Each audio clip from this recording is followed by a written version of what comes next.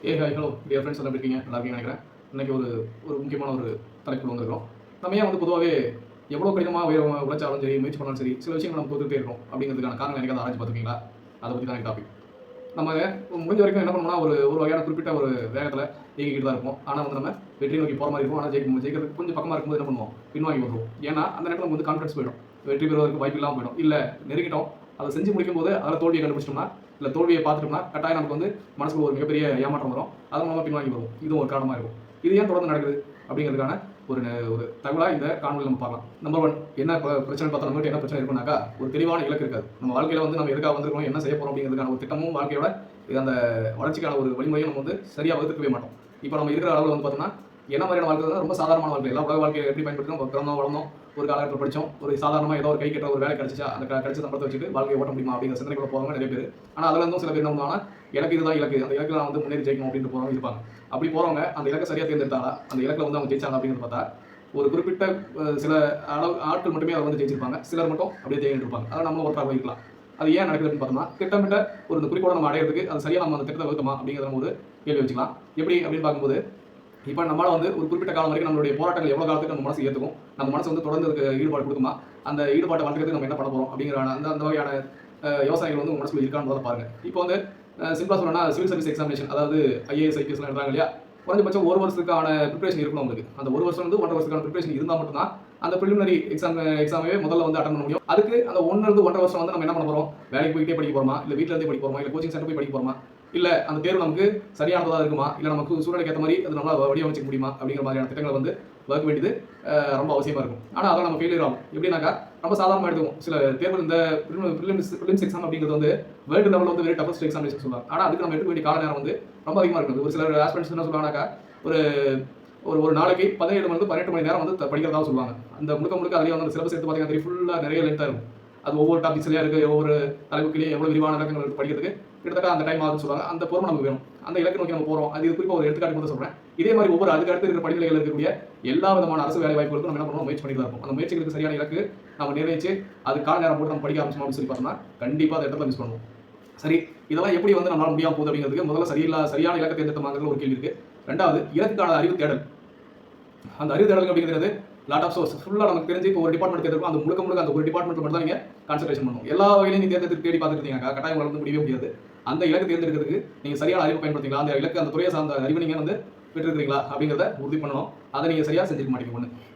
அடுத்து, நேரத்தை நீங்கள் வந்து சரியாக பயன்படுத்திருக்கீங்களாங்கிறது கொஞ்சம் பாருங்கள். எப்பவுமே டாப்பில் நம்ம முதல்ல வைக்க வேண்டியது வந்து நேர மேலாண்மை அப்படிங்கிற ஒரு விஷயம் தான். இந்த நேர மேலாண்மை வந்து சரியாக நம்ம மெயின்டெனன்ஸ் பண்ணிக்கோமா.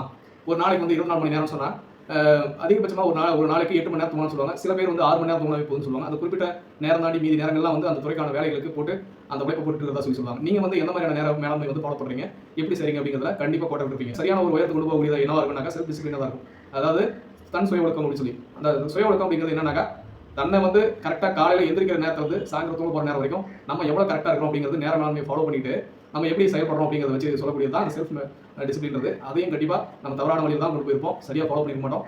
அதனாலையும் இந்த வீக்னஸ் நமக்கு வந்திருக்கும். அடுத்து வந்து ஃபுல் டிஸ்ட்ராக்ஷன். நம்மளுடைய மைண்டே வந்து நம்மகிட்ட இருக்காது. அதுக்கு காரணம் பார்த்தா சோசியல் மீடியாஸ் தான். ஃபுல்லாக சோசியல் மீடியாஸ்னாவே சொல்லவே தேவையில்லை. இந்த மொபைல் ஃபோன் ஒன்று கையில் இருக்கிறது காரணமே இந்த சோசியல் மீடியாங்கிறது தான். 100க்கு 101% பார்த்தோன்னா நம்ம அந்த ஃபோனுக்கு எதுக்காக யூஸ் பண்ணுவோம், பெரும்பாலும் இந்த ஃபோன் கால் யூஸ் பண்ண பேசுறதுக்காகவும், இன்னொன்று வந்து எதையாவது தேடுறதுக்கு பயன்படுத்தக்கூடிய அந்த கூகுளோ இந்த மாதிரியான தேடு இணையபொறிகள் வந்து நம்ம தேடுறதுக்காக பயன்படுத்துவோம். அதை தாண்டி பார்த்தீங்கன்னா எல்லாமே சோசியல் மீடியாஸ் தான். அதுக்குள்ளே உள்ள நுழைஞ்சிட்டோம்னாவே அது லாட் ஆஃப் ஏன்னா அது நம்ம எனர்ஜி ஃபுல்லாக எடுத்துரும். அந்த அளவுக்கு வந்து ஒரு நாளைக்கு உள்ள ஒரு மனுஷன் வந்து ஒரு சோசியல் மீடியா உள்ள போனால் வெளியே வரதுக்கு குறைஞ்சபட்சம் ஒரு 1.5 மணி நேரம் ஆகுதுன்னு சொல்லி ஒரு சர்வே சொல்கிறாங்க. அப்போ ஒரு முறை உள்ள போய் வெளியே வரதுக்கு டைம் ஆகுதுன்னா அப்போ எவ்வளோ டிஸ்ட்ராக்ஷன் ஆகும், எத்தனை வீடியோஸ் கொஞ்சம் ஒரு நேரத்தில் ஸ்க்ரோல் பண்ணி பார்த்துட்டு இருப்பான்னு பாருங்க. ஒரு வீடியோட அளவு பார்த்தீங்கன்னா குறைஞ்சபட்சம் 10 செகண்ட் வச்சுக்கோங்களேன்.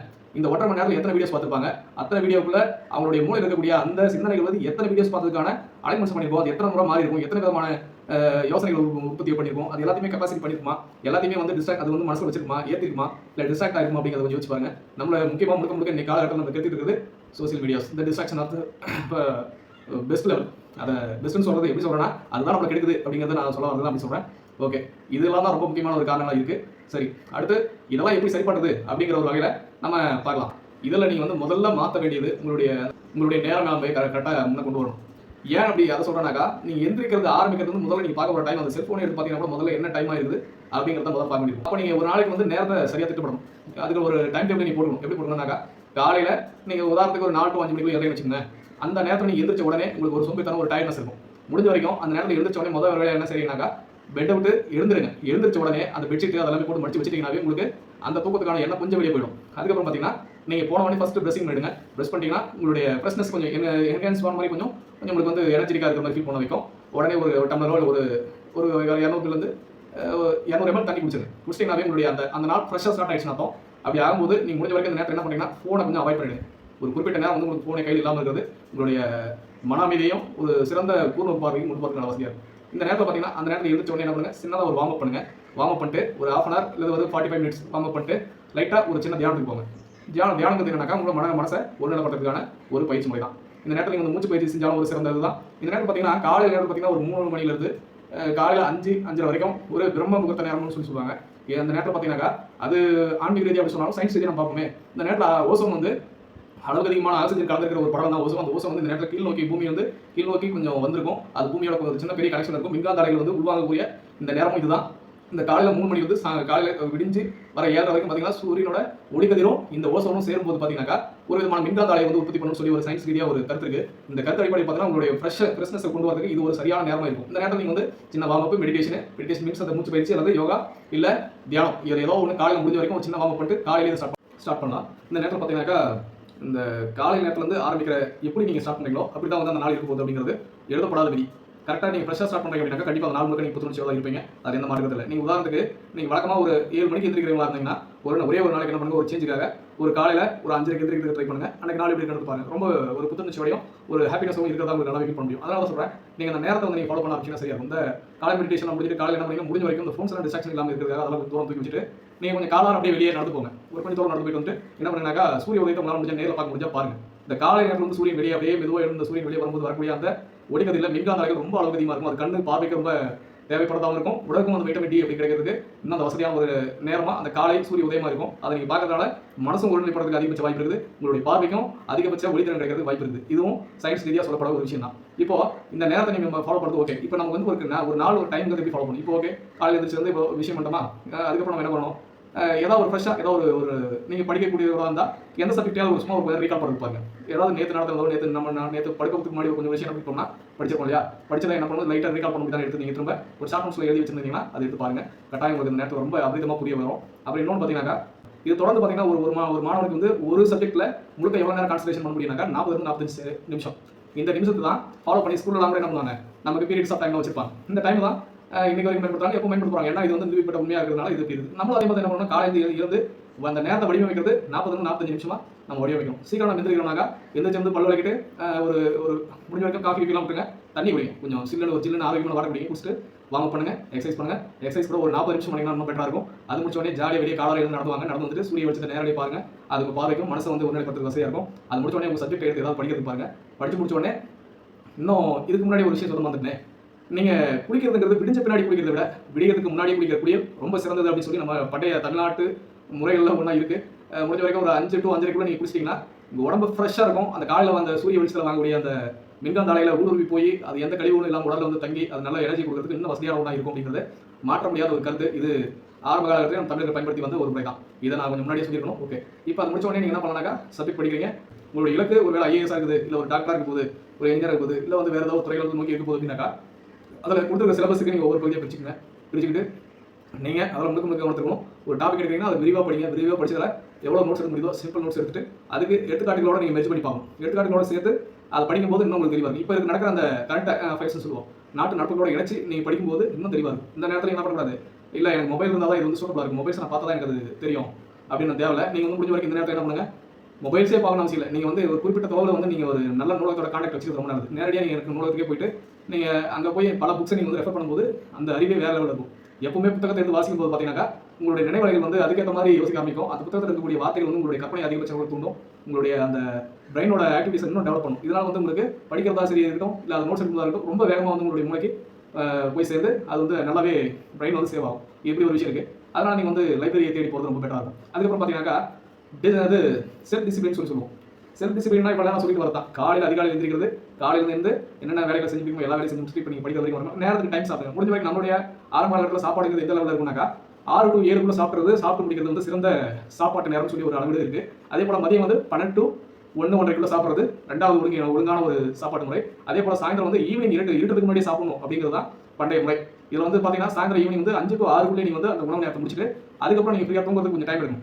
அந்த தூங்குறதுக்கு இடையில வந்து நீங்கள் முடிஞ்ச வரைக்கும் அப்பயும் ஒரு வார்ம் அப், ஒரு சின்ன வேலைகள் வந்து ஏதாவது ஒரு வேலையை செஞ்சுட்டு இருக்குது, நடந்து போயிட்டு வருது, முடிஞ்ச வரைக்கும் சாப்பிட்ட உடனே உட்காந்துட்டு இருக்கிறது, தூங்கிட்டு இருக்கிறதோ படுக்கிறது இருக்கக்கூடாது. முடிஞ்ச வரைக்கும் அப்படியே காலாரங்க நடந்து போய் வந்துட்டு இருக்கணும். கொஞ்சம் ஃப்ரீயான உடனே மறுபடியும் உங்களுடைய ரெஃப்ரெஷ் ஆகும். படுக்கிறதுக்கு முன்னாடி நீங்கள் ரெஃப்ரெஷ் ஆகும். முடிஞ்ச வரைக்கும் அந்த நேரத்தில் நீங்கள் வந்து ஏதாவது ஒரு சப்ஜெக்ட் வந்து படிக்க முடியுமா அப்படின்னு சொல்லி பார்க்கணும். படிச்சுட்டு நாளைக்கு என்ன பண்ண போகிறோம் அப்படிங்கிறது ஒரு டூ லிஸ்ட் ஒன்று போட்டுக்கணும். அடுத்த நாள் என்ன பண்ணணும் அப்படிங்கிறத இன்னைக்கே வந்து நீங்கள் எழுதணும். காலையில் 5 மணிக்கு போகிறேன், இல்லை எக்ஸசைஸ் பண்ண போகிறேன், அடுத்து வார்ம் பண்ண போகிறேன், அடுத்து சன்லைட் ரசிக்க போகிறேன், அடுத்து வந்து நான் இந்த பாடத்தை ரெஃபர் பண்ண போகிறேன், அடுத்து இந்த வேலை செய்ய போகிறேன் அப்படிங்கிறது டூ லிஸ்ட்டை வந்து நீங்கள் போட்டு வச்சிங்கன்னா டைம் பிரகாரம் நீங்கள் செய்யும்போது உங்கள் மூளை அதை தொடர்ந்து உள்வாங்க. இப்படி நீங்கள் தொடர்ந்து செய்யும்போது பார்த்தீங்கன்னா உங்களுடைய நாலேஜ் வந்து எப்பவுமே ஒரு படி மேலே தான் இருக்கும். நீங்கள் தொடர்ந்து வெற்றி பாதையில் பயணிக்கிறீங்க அப்படிங்கிறதுக்கு ஒரு நல்ல அடையாளமாகவும் இருக்கும்.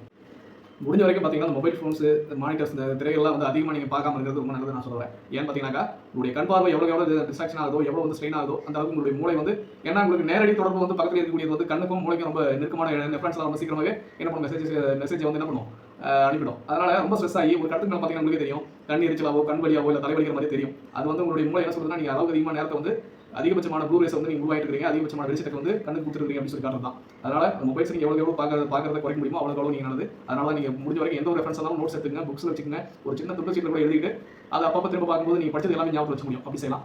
இன்னொன்று வந்து ஒப்பீடு.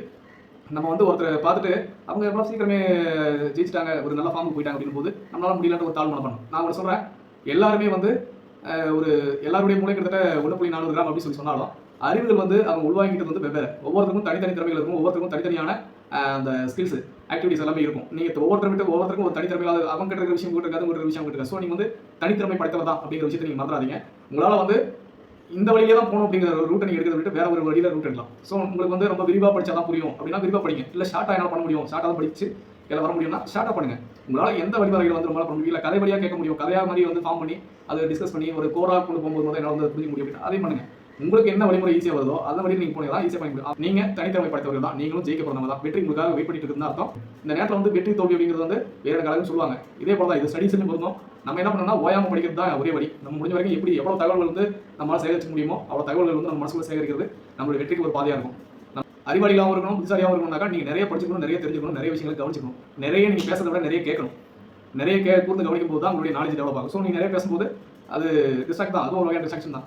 நீங்கள் முடிஞ்ச வரைக்கும் நிறைய கேளுங்க. அப்படி நீங்கள் பேசணும்னு நினைக்கிறீங்களா, நீங்கள் படித்த விஷயங்களை, நீங்கள் தெரிஞ்ச விஷயங்களை, உங்களுடைய அறிவுக்கு திரும்ப தேவைங்கிற விஷயங்களை திரும்ப ஒருத்தர்கிட்ட பேசுங்க.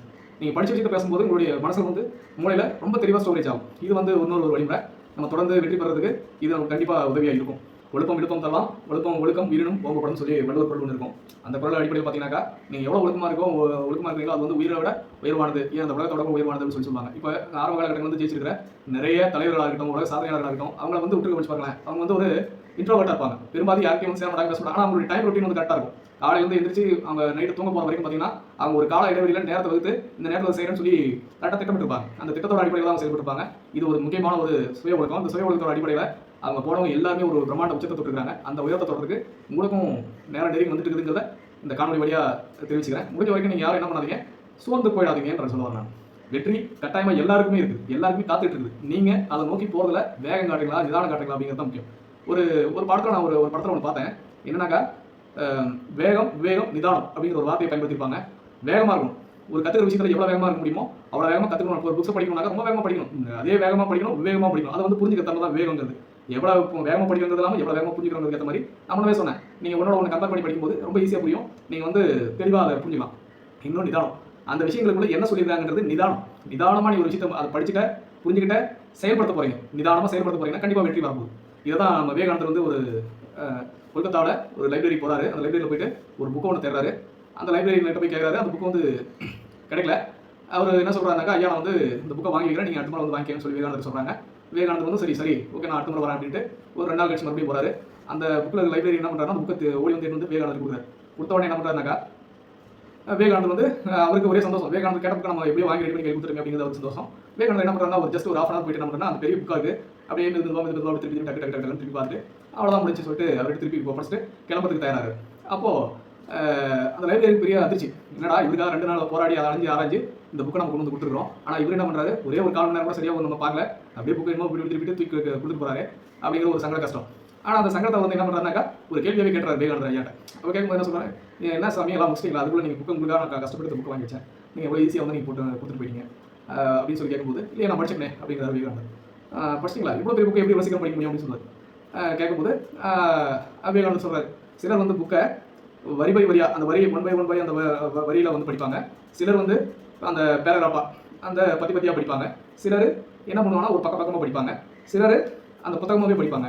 நான் வந்து என்ன பண்ணுவேன்னா ஒரு புத்தகத்தை எப்படி இருக்கும் அப்படிங்கிறத நான் படிக்கும்போதே அதோடைய உள்ளார்ந்து உள்ளே போயிட்டு அது என்ன மாதிரியான கருத்தை சொல்ல போகுது அப்படிங்கிறத கொஞ்சம் மனசுக்குள்ள உள்வாங்கிட்டு படிக்க ஆரம்பிக்கும் போது பக்கத்துக்கு பக்கம் நம்ம ரொம்ப வேகமாக மூவ் பண்ணிட்டு போகிறதுக்கு ஈஸியாக இருக்கும். நான் அப்படி தான் படிப்பேன். ஒரு புத்தகத்தை வந்து நான் பத்தியாக படிக்க மாட்டேன், பக்கமாக படிப்பேன். அப்போ நான் வேகம் முடிச்சுட்டு நீங்கள் வேணும் எந்த சந்தேகம் வேணாலும் உள்ள இருக்கக்கூடிய ஏதாவது ஒரு பக்கத்தில் இருக்கக்கூடிய ஒரு கேள்விகள் நான் பதில் சொல்கிறேன் அப்படின்னு சொல்லி கேட்குறாரு விவேகானந்தர். அப்போ அவருக்கு ஒரு சின்ன சந்தேகம், இவ்வளோ முன்னாடி ஒரு சின்ன சந்தேகம், ஒரு குறிப்பிட்ட பக்கத்தை எடுத்து ஐயா அந்த பேஜில் என்ன இருக்குது அப்படின்னு சொல்லியிருக்காரு. கேட்கும்போது அந்த பகுதியில் இருக்கக்கூடிய தெளிவான விளக்கத்தை அழகாக சொல்கிறார் விவேகானந்தர். அப்போ தான் அவருடைய திறமை ஆற்றல் வந்து அங்கே இருக்கிற லைப்ரரி புரிஞ்சுக்கிறார். இதை வந்து எது சொல்ல வரேன்னா, அதில் விவேகம் இருக்கும், விவேகம் இருக்கும், நிதானம் இருக்கும். எல்லாமே செஞ்சதுனால தான் அந்த புக்ஸ் அவ்வளோ வேகம் படிச்சு முடிச்சதா ஒரு அர்த்தம் இருக்கும். அந்த மாதிரி தான் நீங்களும் படிக்க வேண்டியது இருக்குது. அந்த மாதிரியான சாதனையாளர்களும் மிகப்பெரிய ஆன்மீகவாதிகளும் நம்ம நாட்டில் வாழ்ந்தவர்கள் இருக்கிறாங்க. வாழ்ந்தவங்க தான் இன்றைக்கி நம்ம பாடமாக படிச்சுட்டு இருக்கோம். அவங்களுடைய வாழ்க்கை முறையை நம்மளும் பயன்படுத்தலாம். இவங்களாம் வெற்றி அடைஞ்சவர் இருக்கிறாங்கன்னா நம்மளால் வெற்றி அடைய முடியும். ஸோ நீங்கள் யாருமே மனசை தவற விடாதீங்க. நம்ம வெற்றி நமதே, நமக்காக வெற்றி தொலைவில் இல்லை, பக்கமாக காத்துட்டு இருக்குங்கிறத மறந்துடாதீங்க. முடிஞ்ச வரைக்கும் உங்களால் எல்லாமே முடியும். முயற்சி பண்ணுங்கள். வெற்றி பெறுவதற்கான வாழ்த்துக்கள். நன்றி. ஜெய் ஹிந்த்.